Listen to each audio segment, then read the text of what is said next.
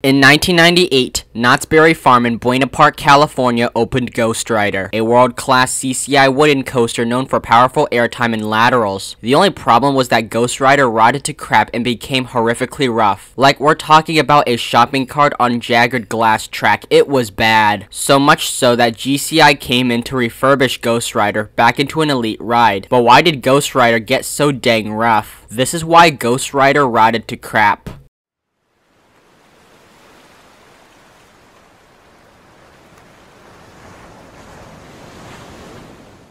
How Knott's Berry Farm got its start is with a berry farm. The Knott family were farmers determined to grow crops. Along with this was a restaurant where they would serve delicious baked goods. Their success would come in 1934 when Knott served their famous black people food. Okay, that sounded way less racist in my head, but I know exactly what you're thinking. That good and tasty fried chicken dinners. When Knott's introduced their iconic fried chicken, the restaurant blew up. Everyone was eager to head out west to try their chicken, and Knott's was making good money. However, a byproduct of its popularity is the huge wait times for people to eat there. To keep the guests busy, Knott's built a replica ghost town in 1940. This would begin the transformation into what we know as Knott's Berry Farm. For a while, Knott's was trying to keep Ghost Town as a pure replica, but they shifted to rides after a certain park opened 10 minutes down the road from Knott's. That park would be Disneyland. Seeing the popular rides of Disneyland, Knott's knew that themed rides would bring more guests in. In 1965, they opened the Calico Mine Train. This classic dark ride takes you through a slow-moving coal mine. Then in 1967, they built the Timber Mountain Log Ride. This aerodynamics log flume combines the cooling splashdown with the lumberjack theming. This is one of the inspiration for Splash Mountain. Knott's Berry Farm would continue to build themed family rides, but in 1975, they shifted to prototype thrill rides. This started when they added Corkscrew, the first ever modern looping coaster. This aerodynamics corkscrew coaster is the first to flip riders upside down since the spine breakers of the early 1900s. The layout was simple, as it consisted of a drop and 2 corkscrews. However, the novelty was unique and drew many visitors to Knott's. The next year, they brought in the Wacky Soapbox Racers, an aero steeplechase that was fun for the family racing element. In 1978, Knott's hired Schwarzkopf for Montezuma's Revenge. This Schwarzkopf shuttle loop consisted of a first-of-its-kind flywheel launch, loop, and 2 spikes. This appears to be a fun ride, but remind me to make an episode for this later, because it's currently going through a refurbishment, and that currently is a whole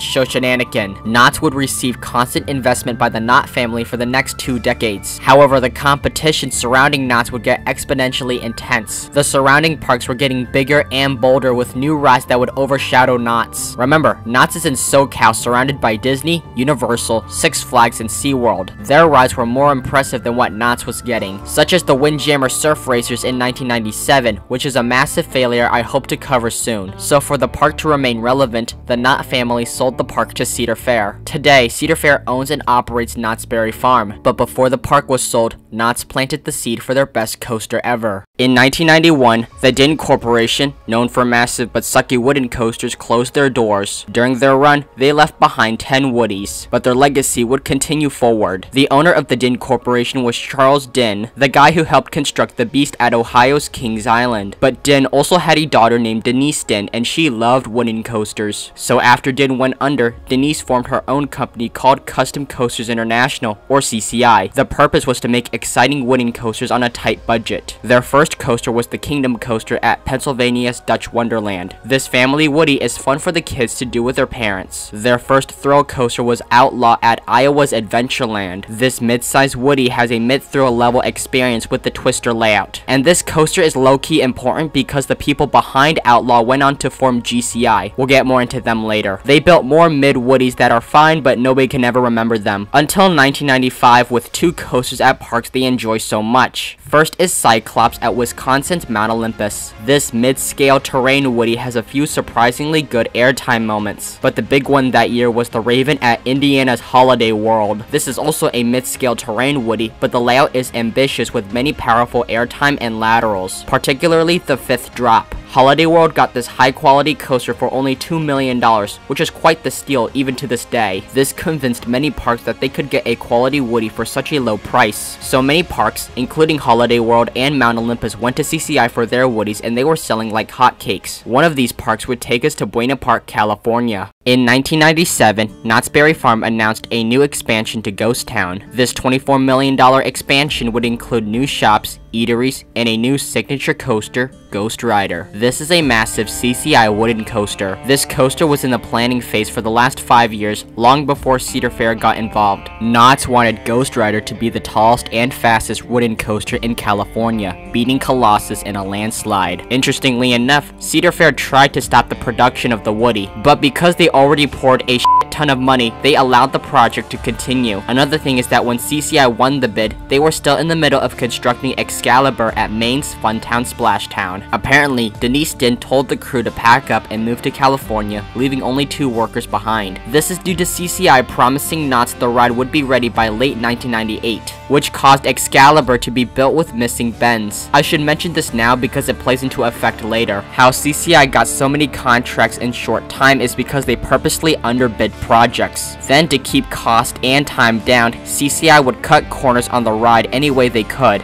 In other words, they built the coaster on the cheap. Later on, I'll explain why building on the cheap is a bad idea. Now tired and unmotivated, CCI's crew wasted no time in constructing Ghostrider. Surprisingly, CCI built the coaster so fast that Ghostrider opened to the public in December 1998, way ahead of its spring 1999 date. That's impressive for 2 reasons. First is the amount of land CCI had to work with. Ghostrider was working with this skinny L-shaped plot of land. This land is not only wedged in between buildings and roads, but the width would be the length of 4 wood tracks. The other is the dense support structure of Ghostrider. Due to California building codes, the supports have to be strong enough to handle earthquakes. This led to an overbuilt sea of dense wood on the ride. With that, the coaster opened on December 8th, 1998. The guest reception is that Ghostrider is a world-class Woody that delivers on the airtime, laterals, and head/hand choppers. The ride experience would be as followed. Passenger board the 28-rider PTC trains. These PTC trains are common on most wood coasters as they were used by most manufacturers back then. The ride begins with a shallow dip and unbanked turn into the chain lift. Right away, you notice that Ghostrider has rather strong laterals, or side-to-side G-forces. You then climb the 118-foot, 36-meter tall chain lift. At the top, you notice this weird and semi-ugly roof over the drop. This is here to reduce noise level from the ride and riders. This is because your neighbors hate you and don't want the noise to bother them. Considering how close the houses and retails are to Knott's, they had to reduce noise levels or risk getting shut down. Those you descend the 108-foot, 33-meter tall drop at a 51-degree angle. At the bottom, you tightly turn left into one of many airtime-filled camelbacks, pulling 3.1 Gs along the way. You'll feel the out-of-control craziness as you'll feel the floater airtime with the wood coaster shake. Rise with some air into one of many turnarounds of Ghostrider. This turnaround, like many on this ride, is unbanked, leading to crazy laterals. After turning around, you dive back down with air into a banked hill. As you're going through this hill, you're also turning right, and once again, this turn is barely banked, so you're getting that airtime with sustained laterals. You rise back up into another unbanked turnaround into the mid-course brake run. This leads into the best part of Ghostrider, the drop off the mid-course. Because of the amount of speed and height, as long as the trims don't hit, this drop hits strong as f***. This is when you enter Ghostrider's second half. After this are 2 bunny hills that also twist to the left, so more airtime and laterals. But this is also filled with head choppers since you're surrounded by dense wood structures now. Then you hit a straight bunny hill and shallow rise into another unbanked turnaround. At this point, you're engulfed into the ride's wood of the first half. Then you dive down into another bunny hill and rise into the ride's most forceful element yet, the helix. Like almost every turnaround on Ghostrider, the helix is not banked at all, so during the element, you're squished to the side from the powerful laterals. Finally, you have one tiny speed hill into the brakes, completing 4,533 feet, 1,382 meters of track. Ghostrider is an out-of-control Woody that provides a fun but intense ride, and everyone else would agree because the guest reception was overwhelmingly positive. Guests claimed the airtime and laterals made for a world-class Woody. This became one of Knott's most popular rides. However, that popularity wouldn't last long. For that, let's explore an incident on Ghostrider in 1999. On August 23rd, 1999, Ghostrider suffered an accident that caused 5 riders to be injured just hours after it opened for the day. What happened was that the constant banging and flexing of the structure caused a nail to break free. This caused a piece of the wood track to stick upwards, enough to where it caught the bottom of a running train, making it flip towards the riders. This is what caused the 5 passengers to get injured. Now, I believe the riders have since recovered, so I am glad it wasn't majorly serious. Weirdly, the piece of the wood that broke free was not in one of the airtime hills. It happened on one of the turns. Now, it's rather common for bolts to fall off of wood because bolts are more rigid than the flexible wood. However, because there are so many bolts, if one falls off, the others can still support the ride while the maintenance guys reapply it the next day. Plus, the maintenance guys did their usual track walk just before it opened, so it's weird how this section of wood just detached itself. But CCI examined the coaster and approved knots to add metal bracing to Ghostrider's track. Now, every 8 feet, or 2.5 meters of track would have 3 metal bracings. This also means that roughly 60% of Ghostrider's track would have metal bracing, not to mention the addition of extra nails and bolts to keep the structure rigid. Unfortunately, after this, Ghostrider would get horrifically rough and become a very bad wooden coaster, and this is caused by that dense wooden structure. Unlike very sturdy steel coasters, wooden coasters have to flex and shake a lot under moving trains. The reason for this is that it allows the structure to properly absorb and handle the forces of a woody. This also helps to keep a wooden coaster smooth. However, Ghostrider was more susceptible to bends and deforms due to the more rigid structure. The reason for this is because of the location it's in. The area of Los Angeles, California is located on an active fault line. This means LA gets an unholy amount of earthquakes. So the buildings not only have to be resistant to wind and rain, but now has to handle the energy of the shaking ground. Now, wood coasters are well equipped to handle earthquakes due to how ductile they are. The flexibility of wood allows the structure to move without any damage, but still, they need to be reinforced to prevent the structure from collapsing, especially at the bottom. This is what caused Cyclone, a din woody at the nearby Six Flags Magic Mountain, to get brutally rough. So for Ghostrider, they heavily reinforced the structure. What CCI did was to double the amount of wood used on the bends. So on the bottom footing and on the cross ties, each have 2 pieces of wood to hold the thing together. So this makes the ride structure extremely sturdy. This helps to maintain Ghostrider's pacing as speed isn't lost due to the flexing structure. However, an inherent problem with this beefed up support is that Ghostrider became rough much faster. As I said, wood coasters need to flex to handle the forces of the ride, but with a more dense structure, Ghostrider can't give as much. Since the forces aren't properly going into the support, it causes the forces to unnaturally get redistributed into the track. This might have been what caused the 1999 accident, and now that knots has stiffened the track further with metal straps, it's even harder for the coaster to shift constantly. Now that the forces are being directed to the track, it probably caused a lot of the track to deform and cause bumps, which made the ride experience feel like 10 rounds in a boxing match. This is a similar issue seen with woodies with steel structures. This probably wouldn't be a problem if the park constantly kept up with the coaster's maintenance, but that leads into another big issue with Ghostrider, the lack of maintenance done to the ride. As I said before, CCI makes ambitious coasters that use very low quality materials. Considering that CCIs tend to insert a lot of G-forces, mainly side-to-side lateral motion, if a park couldn't keep up in replacing parts, the coaster would severely wear out within 5 years. This is why a lot of CCI woodies have a bad reputation for being rough. Looking at you, boss at Six Flags St. Louis. And the more forceful the woody, the harder the maintenance is to fix it unless they perform a large refurbishment. From what I heard, Ghostrider is one of the more forceful CCIs. So between the shitty wood materials, forceful laterals, and stiff structure, this resulted in Ghostrider getting extremely rough, and Cedar Fair isn't exactly known for wood coaster maintenance. Made worse by the fact that Knott's runs Ghostrider with 2 trains every single day of the year with very few scheduled closures in the brutal California sun. This was the same conditions to cause Incredible Hulk at Islands of Adventure to reach the end of its service life. Knott's would replace the top 2 layers of wood every year, but considering the amount of damage being done, they needed to replace all 8 layers of wood. This is what parks like Holiday World does with their woodies. Replacing all 8 layers replaces the damaged base with brand new lumber, but by only replacing the top 2 layers, they were basically putting band-aids on the ride. I heard Ghostrider was rather smooth up until around 2003, and that's when the coaster entered the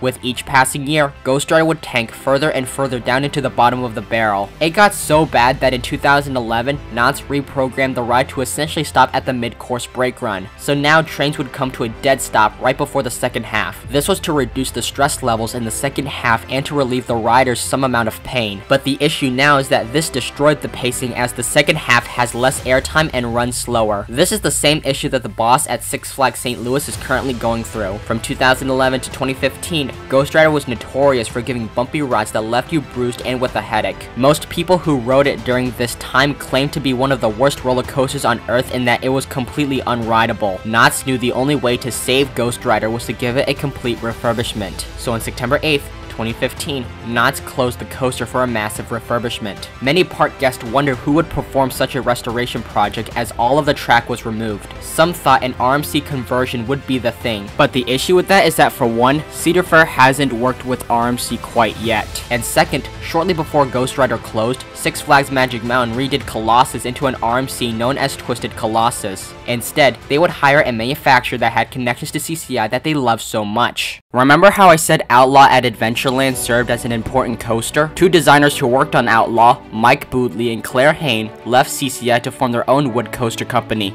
Great Coasters International, or GCI. The GCI designers have a long working history with wood coasters from Knoebels with their woodies, so GCI got to work making high-quality wood coasters. They would specifically specialize in twister layouts seen on Outlaw. Their first contract for a wood coaster was with Pennsylvania's Hershey Park for Wildcat in 1996. This sprawling twister features several twists and turns that are sure to make for a dizzying ride, with the twists trying to pop you out of your seat. The only problem was that Wildcat became one of the worst roller coasters in the world and was heavily hated. If GCI is one of the great wood coaster manufacturers, why is this the case? Especially since, unlike Cedar Fair, Hershey Park does a semi-decent job with wood coaster maintenance. First of all, you have to give GCI some slack since this was their first coaster. Even amazing companies like B&M still have their early coasters as dog shit. Why Wildcat got rougher than a dirt road by the cornfield is for two reasons. First, GCI's early twister coasters weren't really that exciting. Wildcat has a rather boring layout with the twister lacking any force. The other problem is the PTC trains used on Wildcat. Like most companies, they didn't have trains of their own, so they had to go to PTC for their trains. However, the PTC trains are boxy and meant for tamer out and back layouts. This means the PTC trains couldn't properly navigate the twister layout, which caused the trains to beat up the track. Hershey tried putting on band-aids, but eventually gave up and called RMC to redo the whole thing. Today, it operates as an amazing RMC hybrid coaster as Wildcat's Revenge. Honestly, you can say the same thing with their next three coasters. First was Roar at Maryland's Six Flags America, another twister coaster using PTCs. Next was Gwazi at Florida's Busch Gardens Tampa, a dueling wood twister that interlinks with each other. I already did an episode on Gwazi, actually the first voiceover video I did, but what happened to Wildcat also happened to Gwazi. Finally, Six Flags cloned Roar for California's Six Flags Discovery Kingdom. Obviously, these woodies were semi-good when they opened, but they're boring and the PTC trains damaged the track. Now, PTC trains can work with lateral-driven woodies. Holiday World and Knoebels does an amazing job retracking their woodies. However, the parks with early GCIs don't exactly have the best wood coaster maintenance, and this is why 3 of the first 4 GCIs became RMC conversions. So when GCI built California's Roar, they introduced their own trains. Called Millennium Flyers, these trains are single-benched and trailered to the car ahead. This allows the trains to navigate turns much easier, unlike the 2 to 3 bench PTCs that just skids and pushes on the turns. It also helps that the seats and T-bar restraints were designed for better comfort during the sways. We saw this in 2000 back at Hershey Park for Lightning Racer. Like Gwazi, Lightning Racer was a racing coaster that focuses on twists and turns, and with the Millennium Flyers, this allowed Lightning Racer to stay smoother longer. But a big complaint is that the coaster lacks forces and is somewhat dull, so GCI went back to the drawing board to redesign their twister coasters to offer a more exciting layout with extra airtime. They debuted the new layout in 2003 with Ozark Wildcat at Missouri's defunct Celebration City, but what caught everyone's attention the next year was Thunderhead at Tennessee's Dollywood. This GCI woodie has a more exciting twister layout with more airtime and laterals, especially with the flyers. Thunderhead is one great coaster. However, by this point, Mike Boodley was done with coasters and retired from GCI, so they got a new designer named Jeff Pike. Pike would design coasters with much wilder layouts. His first job under GCI was Thunderbird at Finland's Power Park. This mid-scale Woody is solid for mid-forces. At this point, I took a long time to get to GCI and Cedar Fair's connection, so here it is. In 2007, Minnesota's Valley Fair hired GCI to construct Renegade. This GCI has more powerful airtime in that it's acclaimed as one of GCI's best. Cedar Fair was very satisfied and continued to work with GCI. In 2009, Missouri's Worlds of Fun debuted Prowler. This GCI is much different as it's more of an out and back layout but still features GCI's twist. Then in 2013, California's Great America received Ghostrider. This GCI is one intense coaster as it hauls through the twister, so it's no surprise that Cedar Fair approached GCI to redo all of Ghostrider for the 2016 season. So here's what Great Coasters International did to fix Ghostrider. First, they would replace the track in places where it inserts G-forces. So basically, all of Ghostrider's 8 layers of track was replaced with brand new lumber. This also means the metal braces from 1999 were also removed. Another part of the refurb was removing the mid-course brake run entirely. GCI determined the mid-course was unnecessary due to Knott's slow operations, but by removing this block brake, the trains wouldn't come to a dead stop. This instead would cruise through the straight track and haul through the second half with more airtime. Third, GCI replaced the brakes with magnetic ones for smoother stoppage. Fourth, they would replace the 2-bench PTC trains with 3 brand new Millennium Flyers to help navigate the lateral-driven layout. Finally, they reprofiled some sections to make Ghostrider last longer and offer more airtime. For example, they increased the banking of some of the airtime hills so that it doesn't wear out as fast. To aid in the ride's longevity, while most sections still use Southern Yellow Pine wood, the more forceful sections use Ipe wood. Ipe is stronger and more durable, which makes it last longer. But it's also more expensive, so it was only used where it was necessary. With all these changes, Ghostrider reopened on June 11th, 2016. When it reopened, everyone, and I mean everyone, was praising the new Ghostrider to no end. Ghostrider was revered for its smoothness and providing out-of-control forces. It also kept the iconic airtime and laterals. With its long ride time, Ghostrider was delivering quality non-stop action the whole way through, with the iconic drop off the mid-course delivering strong airtime. With the retracking, Ghostrider was back and better than ever as it was now a top 100 coaster once again. And best of all, the retract wood is still holding up to the high standards. The most recent reviews I could find say that Ghostrider runs just as well today as it did back in June 2016.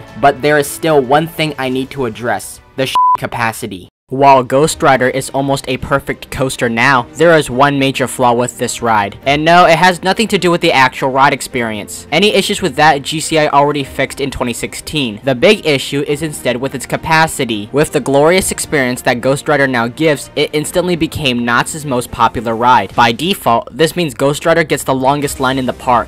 But the issue trying to ride it is that Ghostrider's line on average gets over 2 hours on the daily. It doesn't matter if Knott's is a literal ghost town, the Woody will still get multi-hour waits. This is for 2 reasons. First is the high guest demand. Obviously, the ride is elite and people want to ride it. That makes sense. But the main problem is the awful capacity and just as shitty operations. One downside to Ghostrider's renovation is that it actually lowered the ride's capacity. The PTC trains used to seat 28 riders, but now the Millennium Flyers only seat 24 riders. For being the park's standout attraction, it should not have an hourly capacity of just barely over 450 riders per hour. Most major coasters have an hourly capacity of over 800 riders per hour. So why does Ghostrider have such a low capacity? First, Ghostrider is a very long ride, but by reducing the amount of block zones, this causes the ride to cycle fewer trains. Because then, before Ghostrider can dispatch a train, they have to wait until the other train reaches the final brakes. This is why in 2018, Knott's brought back the mid-course brake run to increase the block zones back to 5. But this doesn't even matter because the dispatches for each train were abysmal. The operators take around 3 to 7 minutes to check and dispatch a train. This means by the time they're done checking the restraints, the second train stacked on the brake run and is currently waiting to enter the station. Needless to say, no Mexican has ever operated this Woody before. By default, because of how long the layout is, workers have to burn precious minutes to send a train. A reason for this is the actual trains. While the Millennium Flyers are great for the ride experience, not so much capacity-wise. The trains have 12 cars and seat 24 passengers per train. That part is fine, but the issue is that Knott's only runs 2 trains. And for a ride with 4,533 feet, 1,382 meters of track, you really need 3 trains to have decent capacity. However, Knott's rarely ever runs 3 trains, probably to reduce stress on the track. But Knott's really should run 3 trains daily and close them more often for retracking during the quieter months. And third, guests take their sweet time boarding the trains. The passengers take an eternity to put their belongings in the cubbies and board the flyers. From what I heard, the reason Knott's runs Ghostrider as atrocious as it does is that Cedar Fair doesn't intervene with the way Knott's runs and operates. Not helping the case is the fact most of Knott's other rides are also low capacity as well. So here's my solution to fix Ghostrider's operations. First, force riders to put belongings in a locker before they reach the station. Obviously, these lockers should be free, but by doing this, the guests swiftly get onto the train. Next, run 3 trains. By running 3 trains, more guests will get to ride it per hour. Finally, maybe change your policy for the operators to send trains faster. I know those are brief solutions and might not be the perfect fix, but I had to think of something because the operations are the only problem for Ghostrider. Because other than that, Ghostrider is one amazing coaster. This has elite pacing that carries its speed the whole way through. Great airtime, intense positives, strong laterals, and head choppers. It's no wonder why Ghostrider is one of the best wooden coasters of all time. It was a blessing when GCI came in and saved Ghostrider, and hope it lasts a good while. And it's clear Cedar Fair was satisfied with Ghostrider because they brought GCI back for 2 more coasters. First was Mystic Timbers at Ohio's Kings Island in 2017. Yeah, the park that got the Beast got another Woody. This GCI Woody perfects the layout of Prowler to have more sustained forces while keeping the twisted laterals. This is widely considered GCI's best work outside of China. Then in 2023, Worlds of Fun went back to GCI to create a remastered Zambezi Zinger. Worlds of Fun's old Schwarzkopf Speed Racer, they wanted to bring it back in wood form. Thus came this new Zambezi Zinger, which features a new spiral lift and new infinity flyers, plus brand new steel Titan Track. Titan Track seems to be GCI's new push going forward. But as for CCI, they filed for bankruptcy in 2002. I believe it's due to very personal issues with Denise Din, but while CCI has gone under, its legacy will continue forward, because after CCI folded, most of their engineers went on to form a new wood coaster company, the Gravity Group. Today, Gravity Group makes elite thrill coasters and exciting family coasters. But you know what's interesting? When CCI filed for bankruptcy, they were still in the middle of constructing their final Woody. That would be the New Mexico Rattler at the land of Blue Crystal Meth, but that is a story for another day. Thank you all so much for watching this long video. Holy crap, I did not realize how long I made this episode. This video is part of my series where we dive into roller coasters and other amusement rides history and dynamics. Since you watched to the end, be a homie and do these tasks shown on screen. That way it convinces the YouTube algorithm to push this content to more viewers. Finally, watch these other videos that are equally as good as this one. This is the Coaster Flood, riding out.